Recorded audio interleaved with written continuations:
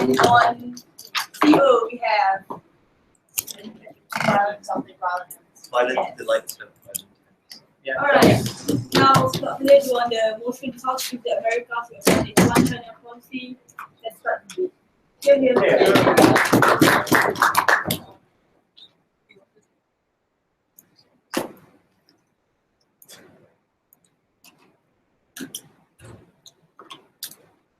Madam Chair, America adopted the One China policy in the context of a Nixon-era pivot to China to counterbalance the resurgent USSR and to rewrite the American foreign policy playbook in a revolutionary manner.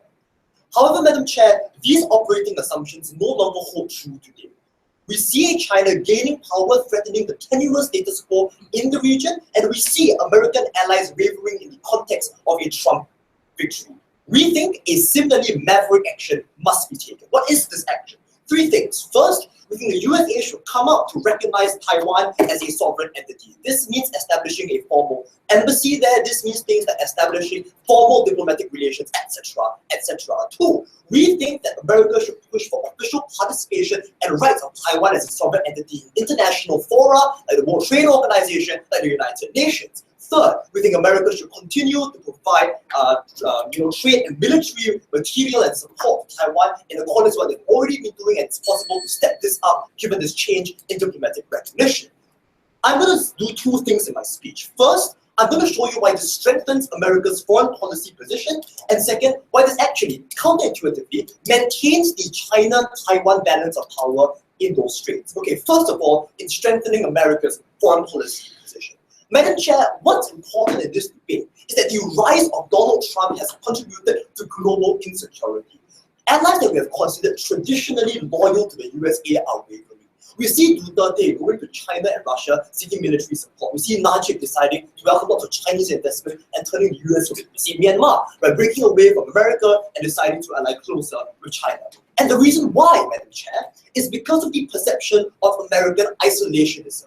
There is this overhang of distrust that the USA is turning its back on the world and is reneging on its treaties and foreign policy promises. But before I go on, yes. Right, so it seems like all these foreign policy moves by all these middle powers predate the election of Trump. I'm not sure why they have anything to do with a new turn in American foreign policy. No, we think that these are build-ups of existing distrust of America because of its trend towards isolationism. And Trump's election has confirmed this. These things are not mutually exclusive. So it's very disingenuous. But back to my case. So we think there needs to be a strong signal of commitment from the US that can cut through this insecurity to demonstrate that America is willing to uphold a value-based international order and support long-standing allies. So why, you might ask, the One China policy? Very simple. Because many countries that ally themselves to America see themselves in a very similar position to Taiwan, being threatened by China's rise as an economic and geopolitical power, being threatened by China's perception of itself as the Middle Kingdom, exerting its hegemonic influence both in the geographic immediate region as well as wide abroad. But moreover, Mr. Sher, they see themselves as small countries with no guarantee of future sovereignty. For instance, South Korea is deeply insecure of China and North Korea. Very similar position to Taiwan. They often see themselves as democratic, they often see themselves as very similar values to Taiwan. Therefore, we think that abandoning the One China policy creates two key benefits. First of all, America is making a geopolitical pre-commitment. It is articulating a consistent stance that indicates predictability and a strategic vision at least in the next 8 to 10 years. And this idea of predictability in the geopolitical scene is especially important because predictability undergirds things like being able to sign treaties, being able to do things like engage in military operations and having things like technology sharing. If I cannot predict what you're going to do in the next 5 to 10 years, if I don't know what your key operating assumptions are when it comes to foreign policy, then I'm less likely to want to cooperate with you on issues that might concern my future election, as for instance, a prime minister in Japan. So these are very important things. Second of all, this is a show of America incurring a potential financial and political cost in support of a foreign country. Especially important, Madam Chair, in a world which sees America as becoming increasingly isolationist, which sees American influence gradually waning in light of the American people suffering from the effects of financial crises. So why is this important? Why is it important that allies don't waver? No, because there are only two alternatives if allies waver. First alternative, they flee to China and Russia, undermining America's ability to project power and to dictate the global agenda. This means, Madam Chair, that America will be less able to push through things like resolutions to the General Assembly in the UN because of fewer allies speaking out in favor of it. This means, Madam Chair, that America will be less able, to conduct things like freedom of navigation operations in areas like the South China Sea and protect global commons because fewer countries will support them. But second possibility, allies militarize and succumb to neo-nationalistic forces that are sweeping across the world. They start believing that in order to be safe, I must build up my own forces and nuclearize. I must succumb to the fact that I'm an independent country and I need to take my defense into my own hands. This creates a fractured and more insecure global environment. It encourages greater propensity for harm in the future. And we think that's not the kind of operating environment that America has any interest to be in. No, thank you. Next area of analysis, how this stabilizes the China-Taiwan relationship. We think the status quo, Madam Chair, is extremely tenuous. We see China growing in terms of its economic ability. Look at its GDP growth over the last 50 years. Even if it's slowing now, it's really damn powerful in the status quo, right? But we also see China increasing in its military might, its ability to project power, its recent re-evaluation of the People's Liberation Army as an outward-looking force. These things are very important because it indicates to us, Madam Chair, that China is preparing in some way to undermine Taiwanese sovereignty. The status quo will not hold. How do I know this? Two reasons. First of all, because China wants to undermine sovereignty in Taiwan. It is driven by a strongly nationalistic force that seeks reunification with Taiwan. We see China perceiving itself to be the Middle Kingdom, perceiving itself to be a large dynasty that was undermined after 100 years of national humiliation, seeking to reclaim past glories. This is a very important psychological constitution of the Chinese government that seeks to, reclaim past glories and seek a unified Chinese state. Second reason, because China can. It sees itself as more and more equal to the United States and more and more capable to do things, not necessarily invade Taiwan, but apply things like economic sanctions on Taiwan, cutting off trade, starving off international routes, preventing ships from docking, for instance. These are all ways that China can undermine Taiwan without necessarily putting boots on the ground. And this is important because on our side, what we do is that we deny legitimacy and credibility for China to do this. First of all, you are less able to do things like block ships from docking in Taiwan if you have a bloody aircraft carrier station there and made a commitment in the form of an embassy in Taiwan to say, I recognize you as a country. But second and more importantly, you deny China any legitimacy to say that I can interfere in your country. Because at the point at which I claim you are a sovereign state, China can no longer interfere, for instance, by hacking into Taiwanese computers during an election on the basis of being able to interfere in their country. Because I recognize you as a sovereign entity and I cannot stand up for these principles as a country. Whereas in the past, by recognizing the one China policy, America's ability to project influence in Taiwan is limited because there's a tacit recognition that Taiwan is not really a country, and therefore China is in a position of moral and geopolitical authority. For all these reasons, I'm incredibly proud to be an OG.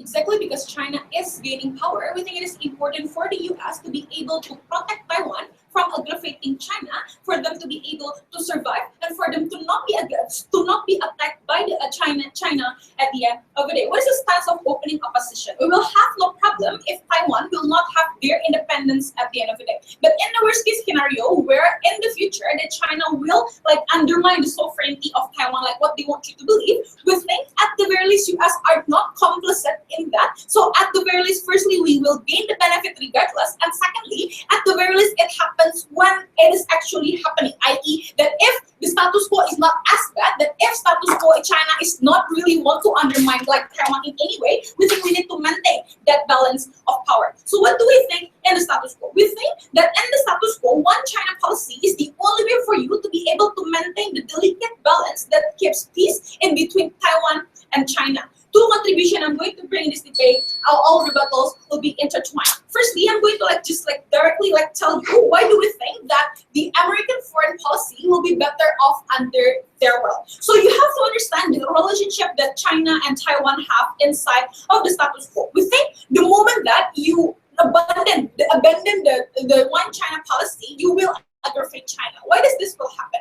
Two things. Because firstly, we think that China and Taiwan has a very this big historical ties and whatnot between them. In other words, China do have interest to keep Taiwan inside of their belt because that is something that they hold dearly onto. I really cannot rationalize this the way that they want to play on South China Sea that much, right? It's simply that this is something this their thing that they really want to uphold in the status quo. Not to mention that the second reason why it will aggravate China is exactly because Taiwan holds very big economic power towards them. So it is less likely under our will for them to just attack Taiwan without any reason at all, because they know that their economy is going to be at stake anyway. But thirdly, why do we think that this will particularly aggravate China is because now it is going to be perceived as a Western dictation, because now US is actively going into Taiwan and actively tries to separate these both two. Mr. Manager, trust me, you do not want China to think any kind of Western dictation, because that is exactly when you will make aggravation worse under their side, and that is exactly when China will likely to retaliate. What do we have under status quo? The moment that Donald Trump calls Tsai Ing-wen, which is like the Taiwanese president, China as a retaliation intercept the drones of US. What are we going to tell you is that how that thing will be much more nuanced and will be much more perpetuated if you aggravate China further. So what will be the reaction of Chinese people on two scenarios? Firstly, the worst case scenario, understanding the incentive structure of Chinese people, we think that they could attack Taiwan. The way that the peaceful protester in Hong Kong, for example, is being cracked down and being give all this tear gas and whatnot inside of the status quo. And exactly we think because China now has the confidence of their military power, it is also more likely under their side to also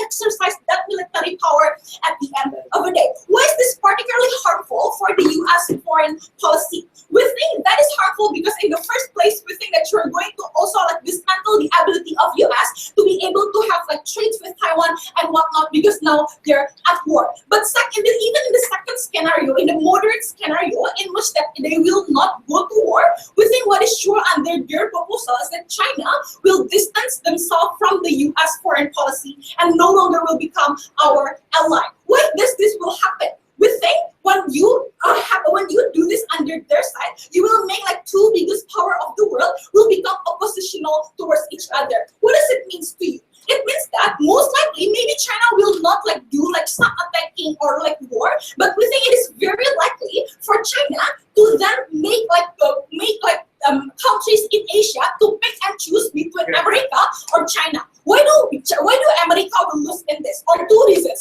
Firstly, because all Asian countries have more existing ties trade and whatnot to China, because they're geographically closer, and they also have similar commodities that they can trade on. So we think when you aggravate China and China push them to have exclusive relationship with China, most likely they will go to China as opposed to go to US. But secondly, we think that all these Asian countries will also go flee away to China for the second reason, because China is an easier partner to deal with on. If you only want to if you only have US, for example, you have TPP, which is not working and will not work in any short-term benefit under their side. But secondly, we think that China will be much more liberal, much more this have lower standard and whatnot for them to be able to reap benefit on. And this will worsen the foreign policy of US, because you're going to lose the allies of Asian nation inside of the US, which note that is the interest of the US for so long, because they want to also go into the Asian market at the end of the day. So why is the comparative under our will is something that is going to better. We concede to you that Taiwan will not have independence in any way under our side, not with US complicit on it. But we think at the very least, the Taiwanese people, without them doing anything, will be able to at the very least live peacefully at the end in their country. We think that benefit is much more significant as compared to their benefit. But sure, before that. Can you explain why China is willing to risk war to intervene in Taiwan with the largest trade partner, the largest investor, the strongest military force in the world? Yeah, that shows that you do not have you don't have the urgency for you to also create a one China policy anyway, right? Because it shows to you that China will not be that bad under your rule. But more importantly, we think in order for you to have the American interest happen, you need to make sure that you still have the economic benefit under your side, but secondly, you have your allies under your side to be able to still trade with you, to be able to have a politic-like relationship with you. We can see it, that status quo, like in the status quo, that they might not be like best friends, the US and China, right? But we think it is important for you to have the balance of both inside of the Asian country to be able to reap the most benefit, because under their side, you're going to aggravate Taiwan and also aggravate all the Asian countries that could potentially become beneficial for US. Very proud to propose.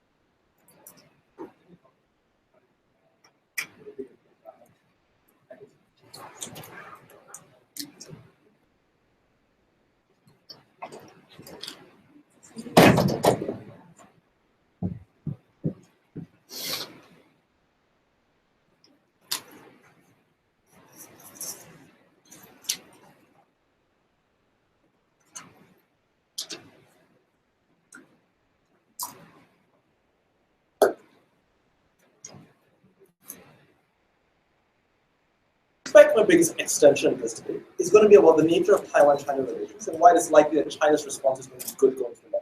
Before that, I want to briefly deal with a lot of material that Chi's given you about stability with regards to America's allies. I don't think they've given us much response to that. And Chi's told you a lot about how this is a huge commitment, and it is important to bear a cost in order to show your allies that this protection is something the US is going to commit to.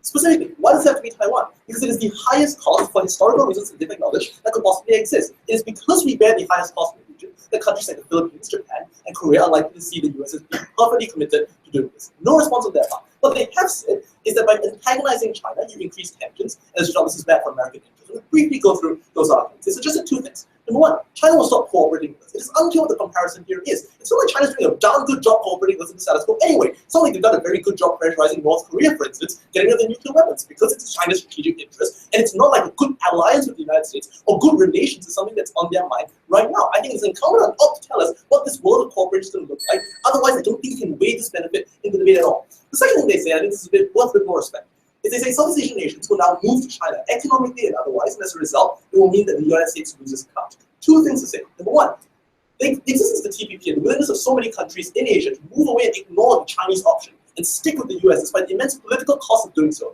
suggests that the US is still a massive trading partner. That is to say, it can still offer a huge bonus in maintaining these trade relationships. What then is the tiebreaker between China and the US? China is always going to be hostile, and it's always going to be, no thank you, worthy of suspicion. At the point at which the US can use everything Chinese said to guarantee security, the deal looks that much sweeter. Because the economics of it is probably going to be a wash, but the security that the United States can offer through the arguments of commitment and security guarantee is something that, as a result, I suspect is going to tip the balance of countries like the Philippines, Korea, and Japan to move away from China. So I think on balance, it is outside that offers a far sweeter deal to countries in the region. It's outside that enforces American interests. Let's talk about Taiwan and China. This is a complex issue. I first want to start with some framing before I go to the comparison of arguments. So thanks. First question in framing. What is the good outcome of this debate? It's not just that Taiwan exists or like has sovereignty in a legal sense, although we do think that's inherently valuable. The best outcome worth preserving is a de facto sort of sovereignty. It's a de facto independence, and I suspect the trends that are currently going on right now. This looks like, for instance, the fact that China respects Taiwan's borders and a positive trend of growth and a warmth between these countries. So, for instance, in the status quo, there are greater trade ties, so thank you, and there's greater transportation and economic links being set up. We want this to continue. It's good for both countries, and we think it's good for the people of Taiwan that they get to maintain their political system as well. Bearing this in mind, bearing this is a good outcome, what do we foresee is going to happen? Chua told you about two trends. Well, if he hasn't, then I am right now. The first trend is that China is moving up in terms of geopolitical influence and strength, and the US is moving comparatively downwards, especially if it continues to be isolationist. So in a capacity, in a realist building sense, China sees itself, maybe not now, but in 10 to 20 years, as having the capacity to get away with interfering in Taiwanese relations, even if not in a military way. Thank you. The second thing is that Taiwan, for the reasons they've also acknowledged are true, is always likely to be a nationalist historical hotspot. That is to say, at the point at which an economic crisis occurs in the future, and that the Chinese government needs to maintain support, it is likely to use this as a nationalist response, i.e. it is likely to try and put pressure on Taiwan, especially if it currently sees it as a sovereign part of its territory. So both of these trends mean that the status quo right now of positive China-Taiwan relations is going to be disrupted, or it's a very high likelihood of this happening. And what we've suggested is that we break this on two fronts. Number one, by maintaining the status quo balance of power, you don't ever make China feel like they have more leverage and more control than the US. They have no incentive to disrupt what's going on. So the status quo balance of power between Taiwan and China goes on. Second of all, you don't ever legitimize the claim China has that this is still a sovereign part of our country. And hence, we are legitimate, thank you, in interfering in its democracy, for instance, in funding a nationalist political party that will try to win this election. It delegitimizes these things because, but the point with the US, the biggest defender of self-determination and democracy in the world, concedes globally that China and Taiwan are essentially the same country. It legitimizes China and to its allies as well, all sorts of interference, even in non-aggressive ways. Bearing all this in mind, what do opposition tell us? It tells us, number one, China's likely response is going to be aggressive in the status quo right now at present. The reason they give for this is big historical ties. Okay, but I'm very curious what these ties are, because China used to be a huge nation and a huge power. They also have historical ties, say, to the provinces in Japan and Korea, which were once part of the overall Chinese fiefdom. That is in itself not an argument for necessarily resorting to the worst case scenario of war. There's a massive logical gap that means saying something's historically significant, and it makes geopolitical realist sense to launch a war right now. Second of all, they say that this is seen as Western interference. Again, it's not clear what the difference in the comparison is right now. Right now, Taiwan's government is not officially backed by the US, but it is backed by the US in all but name. That is to say that the planes which will fly over the Straits of Taiwan to defend it in case of war are paid for by American taxpayers and built in America. It is unclear what the additional harm is towards this American step. But the benefit is huge, let's be clear. Chinese told you what the benefits are, the harms on their side, still very nebulous. Final thing they say, this will lead China to attack Taiwan. Again, we've asked, why? In the status quo, at least right now, in the immediate aftermath of this action, I'll take you in a moment, this makes no geopolitical sense because the balance of power and the commitment that the US has increased in the region rather than decreased. So I suggest that the harms on their side with regards to US, China, and Taiwan relations don't actually occur.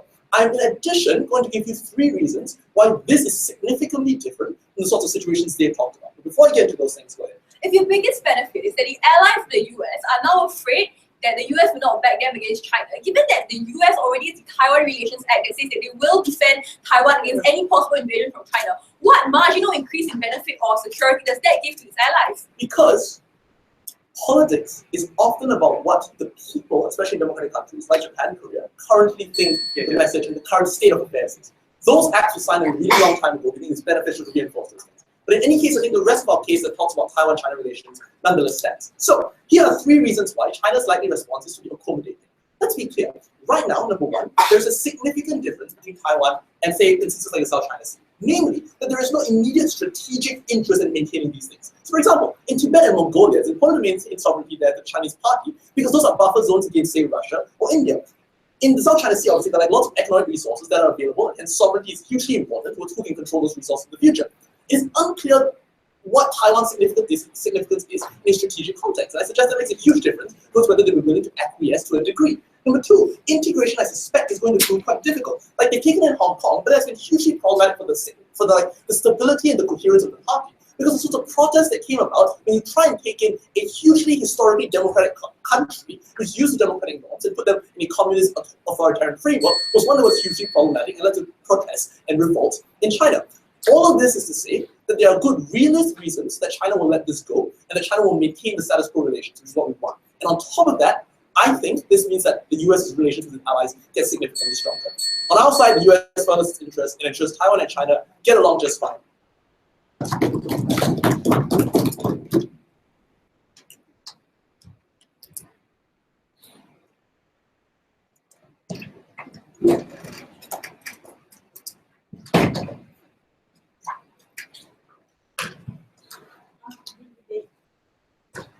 Alright. I will come there over to you.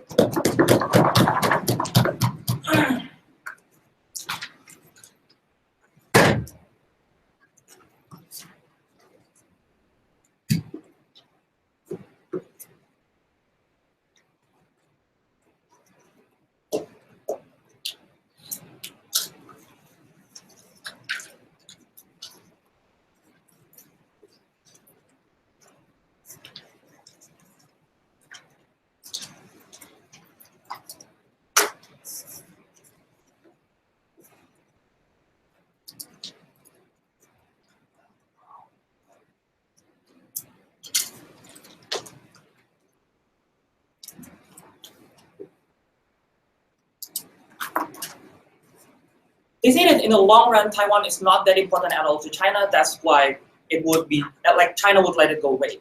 But that is a benefit that is like contradicting towards their whole case. Because if that's true, that means that in the car status quo, there's no harm at all in letting China stays with Taiwan, right? Because China doesn't see that Taiwan poses any harm to them, and like Taiwan's sovereignty, like Taiwan's having a president right now poses any harm to them, ladies and gentlemen. That means that you shouldn't harm those stability that already exists, the perception that China already exists. Because if US, a superpower country that currently against China, is suddenly backing up Taiwan's independence and Taiwan's claim, this means that Taiwan's importance becomes elevated in the eyes of China. That means that only under their side of the house does Taiwan's non-importance become an importance, and that's why China's retaliatory action under this claim is more likely to happen under that side of the house. Two things that I'm going to tell you in my speech. First of all, why the US-China relationship will be worse, but secondly, why the China-Taiwan relationship will also be worse. So it's worse for everyone. So firstly, why the US-China relationship will be worse. They say that China's relationship with US is already bad anyway, so let's just fuck it up, right? Okay, so the harm against the relationship of a country happens on a very big spectrum. So you have like US-Russia relationship where they're not really friends, but they're not really enemies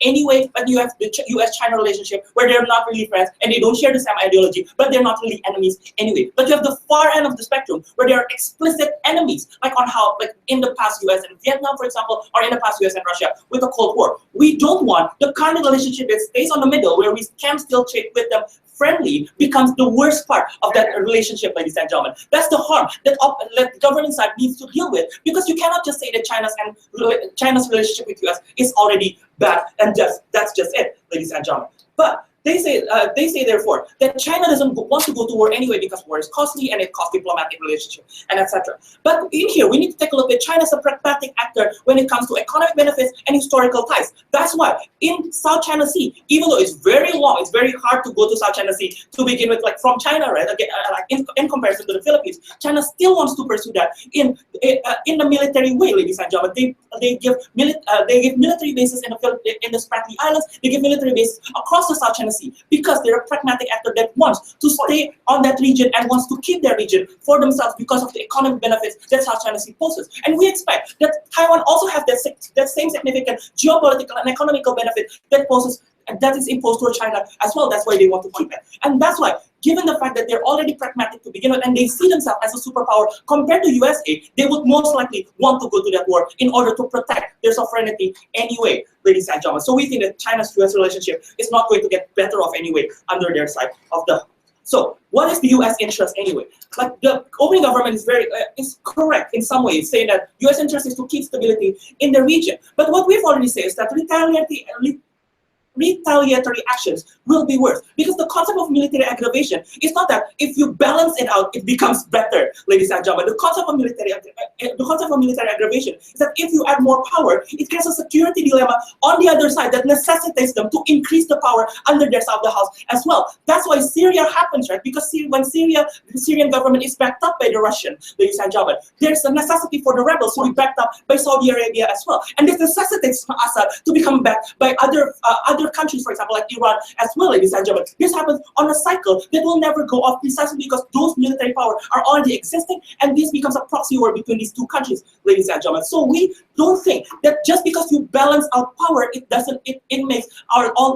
makes this country better, because the brunt of it all goes to the smallest of these countries, i.e. Aleppo, i.e. Taiwan, in that case, ladies and gentlemen. So most likely these smaller countries will get more insecure, precisely because they don't get their own security that they want right now. Stability only happens under our side of the house, because even if Taiwan is currently exercising their independence, at least they don't have an acknowledgement from a superpower state. So that means that they don't have a de facto state, but they can still have a president anyway. This means that the China-Taiwan relationship in the current status quo is the same like the China-Hong Kong relationship, where China treats them like as a provincial state, whereas it's not really sovereign state, but it can have some of their independence anyway set out. We think that it's better off because at least China don't see Taiwan as a big of an importance anyway, and we say that that's the stability that we want. Before I move on to how it's going to be bad against US, close it. So the kind of intervention that the Beijing government had into elections in Hong Kong, how the hell does that show that China isn't going to interfere in the politics in Taiwan? Okay, Even in a very, very worst case scenario, at least under our side of the house, the intervention is political, not in a military way, like what you would have under their side. So if you want to compare the worst case under our side, you need to also compare the worst case under your side of the house, i.e. military aggression, because the US will, under their side, necessarily need to build military bases around Taiwan that necessarily aggravates China, because like geographically it's really, really near China. That's why in the current status quo, for example, if the US built military bases around Japan, China gets also insecure. It's the same logic, and it gets the same response. So how will retaliation against US will be worse? We say that firstly, the most common response will be economic, right? We say that the economic hindrance against US will be much more apparent. They say that that won't happen because China is currently having the biggest trade with US. We don't think so, especially after their prime minister currently characterizes that US have an isolationist tendency over Trump, and isolationist rhetoric over Trump. It becomes more justified for China to lay off from US at the end of the day economically, because it receives no significant benefit. And plus, China is already creating a huge economic bloc anyway for Russia and for the BRICS countries and for the ASEAN region, ladies and gentlemen. So we don't think that the economic benefit for the US is going to be much more greater under their side of the house. And if China sees that there's a bigger harm in dealing with US, i.e. they treat our identity badly, and they treat our sovereignty badly, we say that the retaliatory action is going to be bad as well. And in terms of allies, they say that Duterte is already leaving US anyway. The reason why Duterte is leaving US for China is because Duterte already sees that China already shows off its dominance against the US, and China actually won in that military dominance alone, ladies and gentlemen, although like in the legal sense, no, right? But we say that in this alone, Duterte is being, like ASEAN region is being a pragmatic actor in which they see which countries are going to benefit the most militarily, and politically, and economically. That's what Stella has already brought to you in her whole speech, right? Never getting response under their side of the house. So we say that even if they want allies under their side of the house, they don't get that as well. So lastly, when the China-Taiwan relationship is going to be better. They say that China wants to undermine sovereignty in Taiwan anyway. We've already told you how that would less likely happen because of the relationship is not being legitimized by a superpower state. But even if that happens, ladies and gentlemen, we say that under our side of the house, it is very much important for the tension and for the undermining of sovereignty not to get escalated in a military way, ladies and gentlemen, because that's the way you're going to cost lives, that's the way you're going to cost the US military budget to begin with. We say that for all of those interests and for stability, for all of that goes with opening opposition. Sorry, could you just Sorry, John. Oh, everyone put it on coffee break. Opening break. Okay. Yeah. This is really cool. This is very cool. But you get the switch off. I didn't say that. This auditorium audit 3. Yeah, I know that.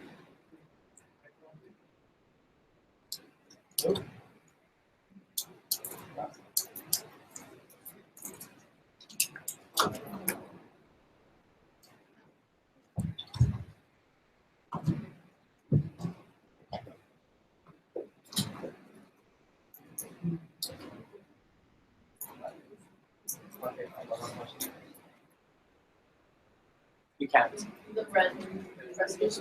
Oh, yeah. I tried.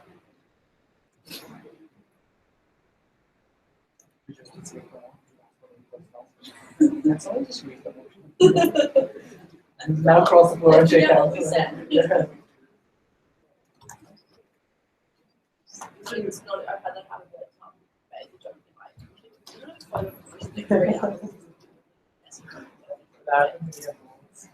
Yeah, half an hour. Like the judge had like ages, and then after like half an hour, she asked for the motion.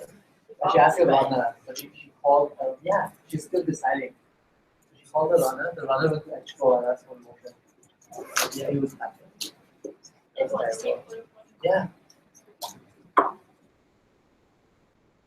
You're really bad, right? That is. Wait, wasn't it like the OG school?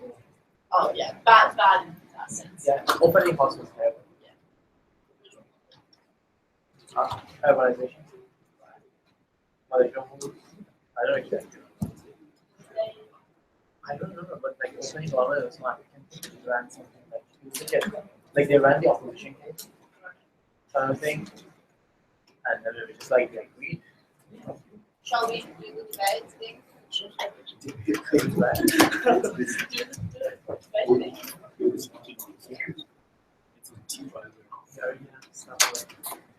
Everyone good?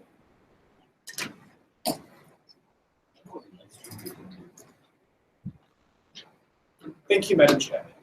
This is a debate about interests. The USA's interests, but more importantly, China's interests and its domestic landscape currently. Our extension is going to deal about how we rein China in the long run, and how we play upon the fragile political system that they have currently and the CCP's fragility, and how we rein them in the long run. That's also going to deal largely what happens in the immediate consequences of this, but note it's mostly on what happens in China. So, the immediate repercussions of this. Recognize that opening opposition's extension is mostly that China is likely to retaliate because nationalistic. There was no logic to prove as to why China is currently nationalistic or what the incentives currently are within China, what the interests currently are for it to be nationalistic. We would posit a closing government that the reason why China is currently largely nationalistic in a whole bunch of domains is because there is no large countervailing threat that hits China at its heart. This is important to recognize because we think that China plays the way it does because no one takes a firm stance against it. So even when the US really goes into the South China Sea and puts ships out there is no big threat to the Chinese people and their interests currently in the place that it matters. So we'll take over at the best that Taiwan does matter. This is going to prove a dagger in their heart. To be clear, we agree China is nationalistic right now, but we're going to change those sentiments. How do we change it currently? The first thing we do is we threaten China economically. OG gives you the label to this, but recognize more importantly, it's the fact that China has moved economically to the fact that a lot of people are living rather stable lives to what they had 50 years ago. They're happy with the status quo where they can trade with the US, where they can do a substantial number of things in terms of trade. If you threaten them at the point at which there is military conflict, and we'll take that as a worst case scenario on the outside of the house, which OG didn't really want to clash on, we accept that people now are forced to go into a dilemma whether you actually want to take these people on or whether you don't. And we think the CCP has always been fragile. If you look at things like the Tiananmen Square massacre, oftentimes domestic uprisings and lots of discontentment domestically is what reins the party in and causes it to be more outward-looking, where they engage with trade ties after, apologize for a lot of things. It does. But the second thing we do, and this is quite important, is to recognize that the CCP isn't homogeneically nationalistic in the way it works. Oftentimes, the CCP is built upon opportunism, i.e., a lot of people within that party grab power at the point at which the predominant people that existed within that party who held the reins of power seem to be weak. Why are they going to be likely to be weak on the outside of the house? No, because at the point at which the US goes and takes over what is or supports the independence of what is likely to be one of the core parts of their national identity, these guys start to lose their legitimacy at the point at which the US is willing to support them militarily. So when people are pushed into a corner,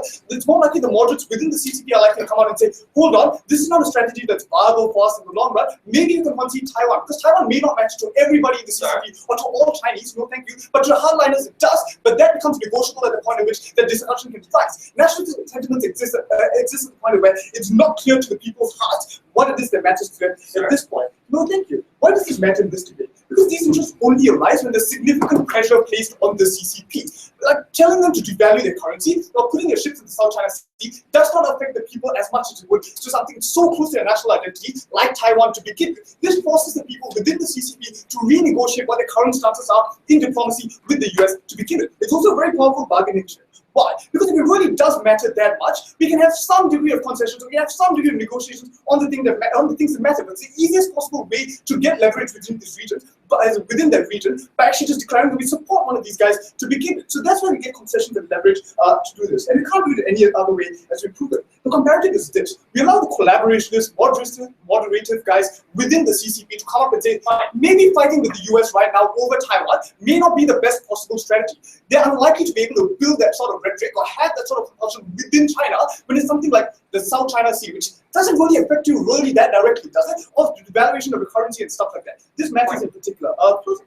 Right. All that you've talked about internal domestic politics and everything else are the precise reasons why the CCP oftentimes turns outwards towards asserting their legitimacy in order to ensure internal consistency in their region. Yeah, okay, so we think it comes into comparative, right? At this current state, at the state of this, they're already turning outward to extent that there's no pressure being placed on them. When have we placed pressure? We sanction them in the light of Tiananmen Square massacre. We've done a whole bunch of things when we placed pressure on them. Okay, I'm going to argue the analogy. Let's take another country, for example. Let's take the USSR. This is what in particular, because the pressure point for the USSR at the point at which we put sanctions on them, we deregulate all, and we have things like Star Wars, was the fact that they were dying economically. That put a whole lot of economic pressure on the USSR. This is somewhat analogous because the current problem that China has is that it's too content being economically stable. So when you put pressure on the fact that people's livelihoods get affected, that's when you avoid them naturally. But no, good. But the second thing you also do is the fact the nationalist sentiments are too far. When you naturally fight them at the point where you say you have to engage with us militarily as well, that's when you diffuse nationalistic sentiments as well, when moderates come out, as is analogous in the USSR as well. So in the long run, we get some sort of bargaining over China at the point at which we can use these instances to diffuse tensions domestically when people are more moderate can come out and say that maybe this isn't the right strategy because we are at risk at this point when we get into direct military confrontation over something that may matter but may not matter as much to begin with. The second thing we want to talk about in this debate is what the immediate repercussions are on Taiwan. And recognize that OG's context is a bit weird in this debate, right? Because they meant that in the status quo, no thank you, China will not attack Taiwan, the peace is tenuous to some extent. OG deals with this well. But recognize that the context just is not true, and here are more examples, right? China literally attacks, China's military has literally, People's Voluntary Army, has literally attacked, conducted military drills the outskirts of Taiwan. It has been expansionistic to begin with, so it's unclear as to why this won't happen, but it's not an argument to say that we shouldn't have a deterrent factor in trying to rein China in by supporting Taiwan in this instance, because if it's anticipated that we could have a war, preventing it seems a lot better than letting it fall. But this is going to parachute me to my second point of extension, which is on the USA's interest. Recognize that foreign policy is usually an extension of what domestic political will is. This is not just about outcomes, it's about what the US should be doing in this particular instance and what stances it should be taking. So always a convenient characterization about if Taiwan loses independence, so be it, is not something we can stand for today in closing government. Why? Because the vast majority of nationalistic sentiments within the USA is in support of Taiwan and not in China. This may just be a function of the way that the elections played out when China villainized or bashed China because of its devaluation of its currency or the whole rhetoric about making America great again. But people believe in democracy right now. A substantial number of people do want to make America great again. Why do you disempower the rhetoric in your foreign policy stance when you don't stand for a country that is democratic and standing up against democracy within the region? It's important because if Taiwan loses independence, it's not fine, but the American people lose what they want. It's an extension of what the American people want that should be embedded within foreign policy. And that's what we stand for, a very principled stance coming from closing government. And this stands independent of outcomes that matter in this debate. So even if we lose the war, even if we have to get drawn into a war, it's an aspiration that American people in this day and age want to stand for and are willing to fight for. We think foreign policy and America's interest is important, not just the elite who make decisions based on utility, but more than this, we think there are good reasons to believe, like in the USSR, like in China when the Tiananmen Square massacre happened, that moderates will rise to the top when you threaten China with a dagger to its heart. This is why interest closing government will take this debate.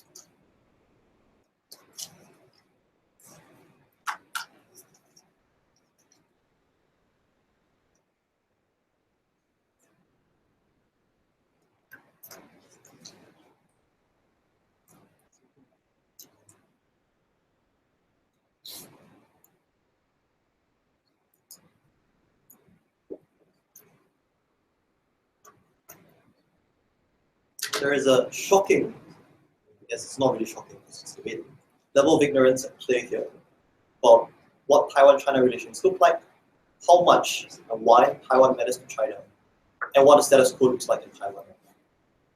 First thing I'm going to do, so we get straight into it, is I want to talk about why Taiwan is part of the foundational myth of China, or the PRC.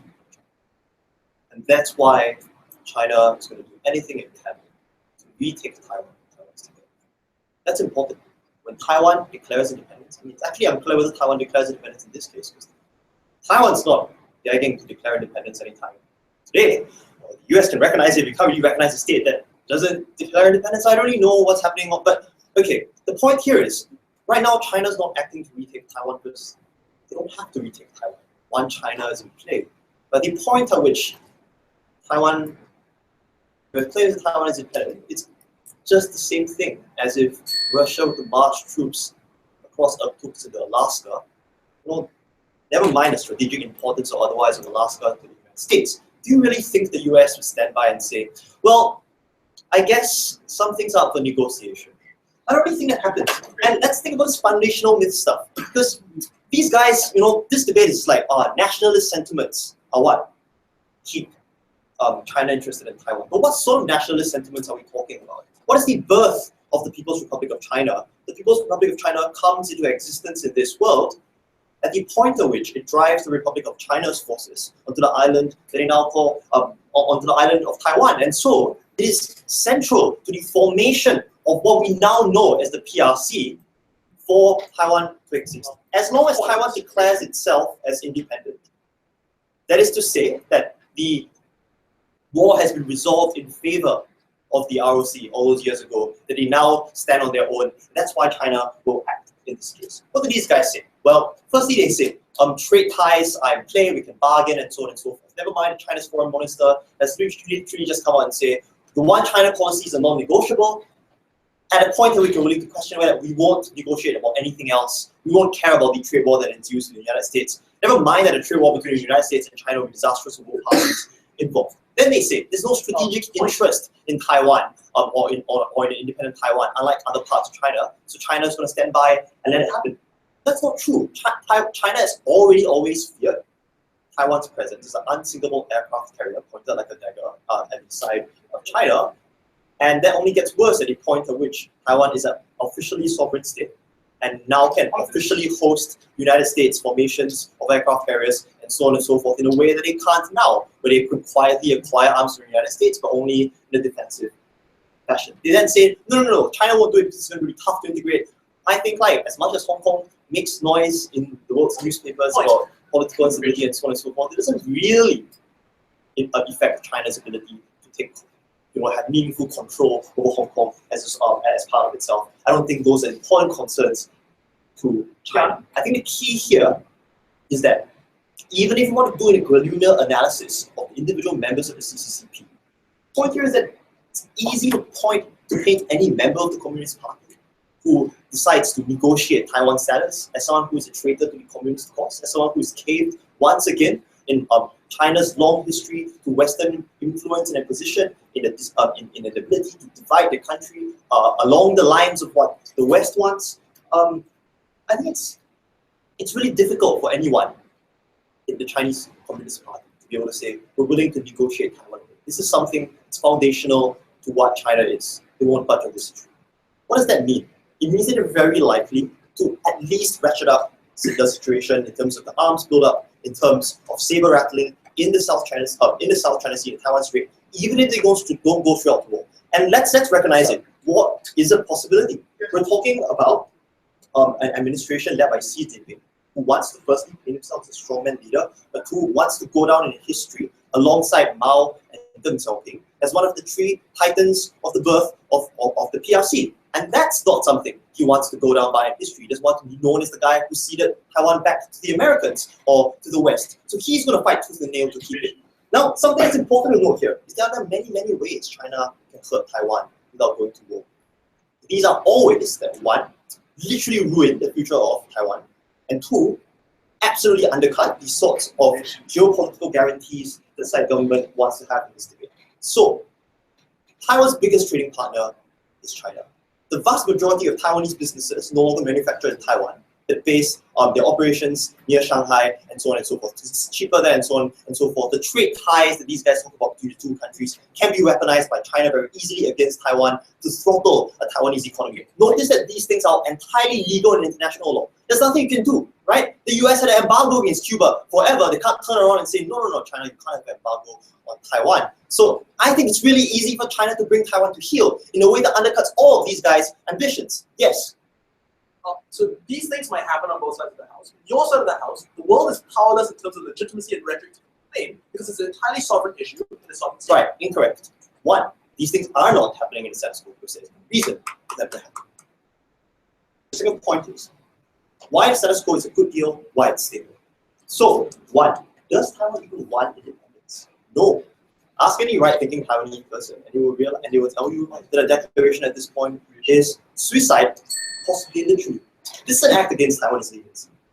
But two, it is the use of Taiwan as a geopolitical pawn to gain some kind of imaginary credibility in the eyes of the international audience. The one China diplomatic fiction is a really good way for both sides, the ROC and the PRC, to save face, to not have to admit that either of them has won or lost the war. Taiwan has de facto control over its state.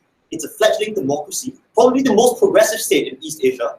Elected a women president, recently passed the LGBTQ bill. It's a great demonstration of what you can get in an East Asian non-Western context if you just allow them to go on their own. They have all these things. China doesn't interfere in Taiwanese elections.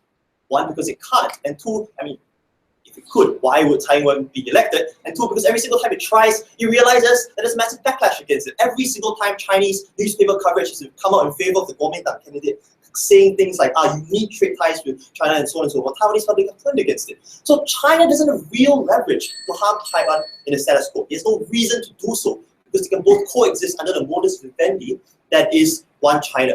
This is an action in the opposite direction.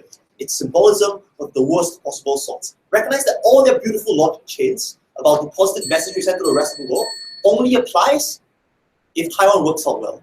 Taiwan won't work out well. China's going to turn on, China's going to activate the news. It's going to be tropical.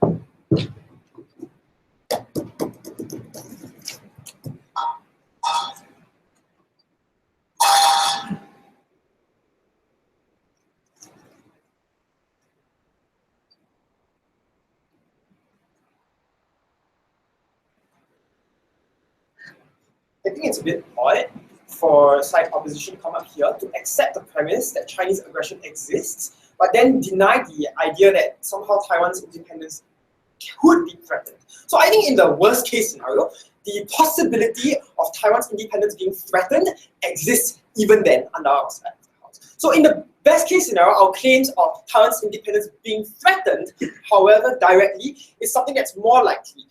Given the trend of geopolitical relations that China has had within the region of Asia, right? So we see that there's growing Chinese aggression in the attempt to gain some sort of regional hegemony, right? We think that that firstly means that a lot of times it is willing to steamroll people in the times of when they come to the negotiating table. On top of all these things, right, we need to realize that even internally they are willing to clamp down on a lot of dissent towards the CCP and the central government in Beijing. So all these things mean, for example, like having the whole interference with the candidates involved in the Hong Kong election, which led to the whole scholarism, Occupy Central movement, Yellow Umbrella movement thing going on in Hong Kong, which is a direct threat to Hong Kong's democratic structure, if any. So we tell you that fundamentally, if they can do that to Hong Kong, they will be willing to do that to Taiwan in the long run. So we tell you that if the reunification sentiment is strong enough for them to go all pressury on Hong Kong, we see that they can also go that way for Taiwan anyway. So let's talk about a couple of things in this. First, I want to talk about what is best for American foreign policy. Under this, I'm going to talk about two things. One, on Chinese aggression, and two, on declining confidence in the region. Secondly, I'm going to talk about how do we ensure peaceful relations in the long run. So I think John said a lot of important things that I think member kind of think like the idea that domestic politics in China and how we change the political landscape within China and how we are able to project the better outcomes under ourselves. I think more importantly, it's also good to note that moderates often we ask whether or not we want to really fight in war. But I think the point at which the stakes are high enough, then they would go to war. So we are saying, yeah, great. If you want to go to war, good. We are willing to go to war if it means upholding what you want as a state. So at the point at which push comes to shove, Taiwanese are threatened, then no thank you. We are fine with them going to war anyway. So what is best for American policy? I think it's important to note that OO says that which is really weird. OO says that they compromise or they consider that Taiwanese independence, if it's lost, it's fine. I think that's very insensitive to the kind of historical struggles that Sun Yat-sen and his entire crew, friends and had against Mao Zedong and that big army and the whole Chinese Civil War, right? No, thank you. I think that's very insensitive to how these people have fought so hard to establish a state for themselves where their ideas can be upheld by democratic processes that they stand for. I think that the Americans have a very, very clear interest in upholding those democratic ideals in the long run in order to make itself a more politically legitimate actor to all these smaller countries. But before I move on, open and go. Yeah. Aside from those struggles, in the car-safe war, even with all of those struggles and all of those Taiwan's need for independence, we still don't think that in the car-safe war, the stability of China-Taiwan relationship is at stake at the end of the day. Why isn't it not at stake? I'm not sure why it isn't at stake, because at the first part of the POI you accepted that Taiwan's independence might be threatened, and after that now you say that it's somehow not threatened. I'm not sure. But go closing. Right, okay. So your team, for the sake of geopolitical signaling and some gamble on achieving China's moderation, is willing to risk war between two nuclear arms superpowers over Taiwan. Is that really worthwhile? So I think the fact that you also say that it's the nuclear superpowers also mean that they are not going to escalate and they have an incentive to de-escalate conflicts in a certain way. I want to talk about it later on how we get peaceful relations, but let's really talk about how this is better for American foreign policy. Because realize that historical struggles necessarily mean that a lot of sentiments, right, on how, for example, your independence is threatened, is something that resonates strongly with smaller countries in the region. The point at which Americans are seen as not willing to defend the interests or the independence of this small country in the face of Chinese aggression, they are likely, therefore, to go run to Russia and China, like what OG said, right? So I think it's important for us to realize that this is actually not very good in the face of the kind of Chinese aggression we see in the status quo. But secondly, I think it's a principal concession for them to do this, right? Because if the US goes into the whole, if the US can condemn the sort of intervention that that the central government had in Hong Kong for the elections, and then suddenly not do anything about the Taiwanese independence potentially being threatened,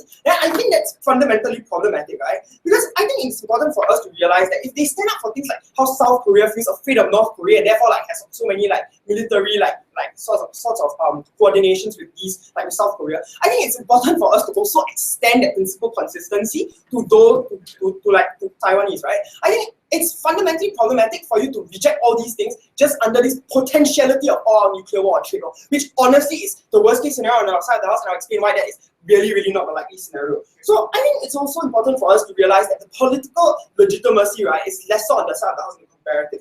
So under their side of the house, the world they live in is this. Duterte's whole paranoia becomes actually more contagious in the long run in the Southeast Asian region and perhaps out of it, right? Why is trade war not going to happen between the US and China? Simple, because after the Chinese and the European Union, the USA is the biggest market for the Chinese to engage in trade. So I don't think it's in the interest for them to go out on all out trade war anyway. So let's talk about then how do we get peaceful relations, right? I think it's important for us to really look at this as well.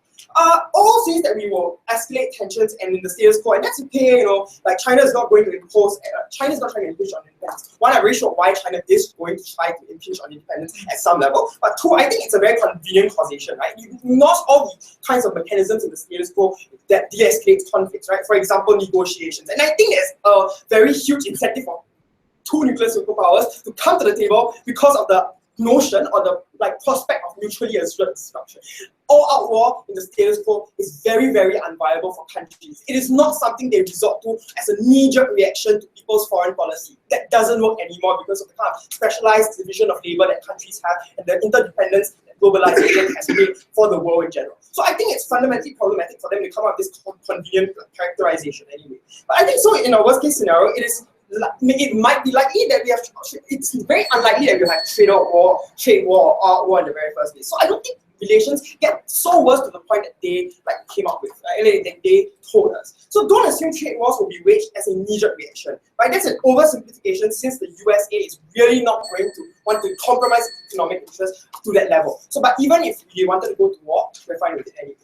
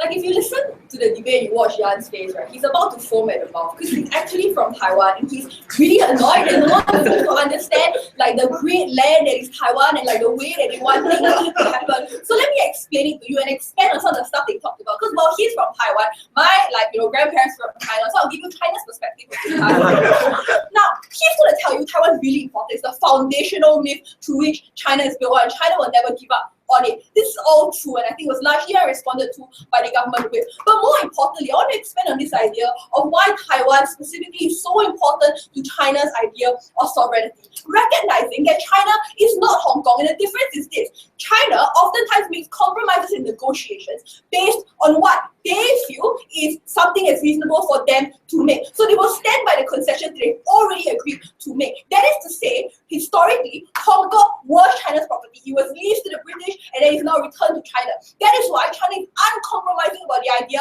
that Hong Kong is not a state and it is the property of China. Taiwan is different. Taiwan was granted autonomous rights by China. That is the reason why they are unlikely to want to intervene in these areas. They are also incapable of intervening to the large extent of it because there's very little Chinese presence in Taiwan. All of the three reasons of the realist conception of why Teck said that they are not going to invade, like for instance, difficult to integrate Taiwan and etc., are the reasons they are working towards keeping the stalemate right now, such that we don't touch Taiwan in the current status quo. The difference is what you want to do is to create a visceral response to provoke China into action at a point at which they are already attempting to assert their sovereignty and dominance in many parts of Asia. That is the problem on their side of the house. No, thank you. So I think a lot of the analysis that closing government wanted to give you actually works against that, because they told us that there may potentially be a fractured CCP. They told us that oftentimes China has internal problems and domestic issues. But if you look in the history of political reality, right, oftentimes when nations and large nations face problems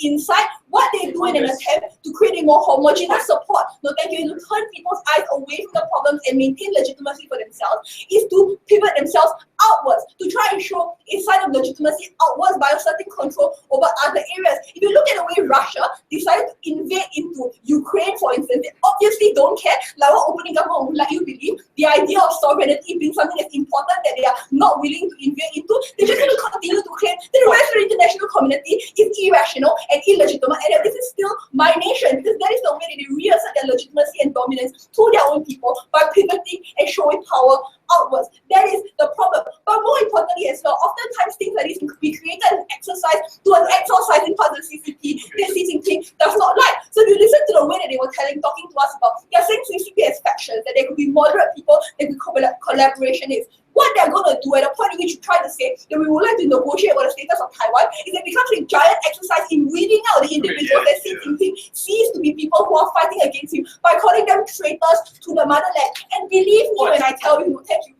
faith, nationalism, and pride in their own country are things that the Chinese people take incredibly seriously. The idea of legacy and the fact that they still revere their founding fathers, and Mao, for instance, shows you that legacy to these individuals is of utmost importance, and nobody wants to be the person that was responsible for the loss of Taiwan in the legacy and history of China. That is why it's impossible for you to create a world in which this would exist and in which China will not retaliate. But the real question that befuddles me, I don't think it's ever answered at all in this debate, is why is this even necessary in the first place? But Taiwan doesn't want it. Yan's family doesn't want to destroy their multi-billion-dollar business in your Taiwan.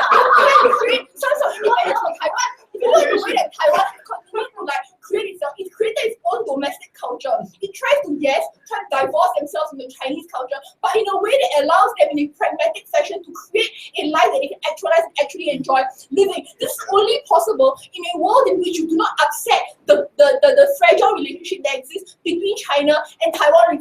You know, listen to the language that the government bench was using. They have no conception of thought for the idea of the people of Taiwan. Closing government prescribes the fact that you need to respect their sovereignty independence without actually understanding what it means for these people to have the independence in a world which they're not threatened by China actually coming in to that line. But also in a more realist fashion, no thank you. You don't use Taiwan as a pawn towards trying to get better allies. But also, I don't understand why big ways I answered my PR is about the perception that these people have about these old treaties. Okay, if the treaty is old, then the solution to it is to reaffirm the treaty, not to declare Taiwanese independence. So I don't think any of those things actually made a lot of sense either. Let's go back back to some stuff that OG wanted to talk about. Isolationist US and why isolationism is bad. Before I move on to that, I'll take Chua. If it is true that Taiwan-China relations are at stable equilibrium, why did the Taiwanese leadership celebrate Tsai Ing-wen's call to Donald Trump? Right. So they celebrated Tsai Ing-wen's call to Donald Trump in that they were like, ha ha ha, Trump is such an idiot. And the point at which the Chinese government said, we are not going to negotiate with you. This is the starting point of all negotiations. You literally see people tweeting and writing reports going, everything's going to shit, guys. This is a really bad idea. US and Trump, stop being an idiot. Don't do this any longer. But let's go back to this idea of isolationism, right? Because the presumption on their side that the US actually going to do something about it at a point at which they abandon the one China policy. I don't think it's going to happen. And I think that this idea of isolationism characterized by OG is something that defeats the idea. Because if the US is becoming increasingly isolationist, then they are not going to be able to commit the kind of troops that's required to ensure the stability and protection of Taiwan in the area, especially understanding that just geographically speaking, it's really expensive to fly from the US to Taiwan. It's a very far distance. They can't project a military might the same way that China can because it's in the same region.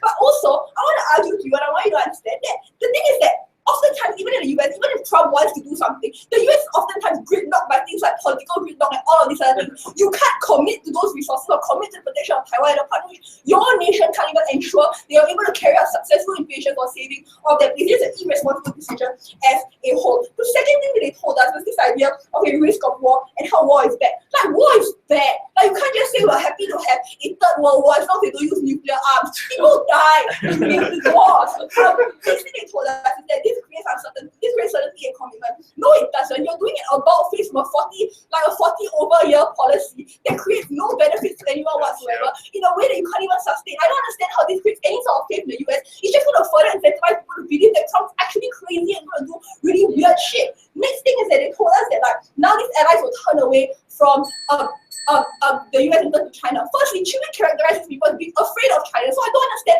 how those incentives actually work out. But second, if you're talking about the fear in the region and military build-up, I'm going to argue that if there's going to be a potential war and friction between China and the US, that military build-up is most definitely going to happen. Singapore is going to get fucked because we have no ability to build up those kinds of weapons, but everyone else is going to try their level best. We have no benefits. We're very happy to oppose.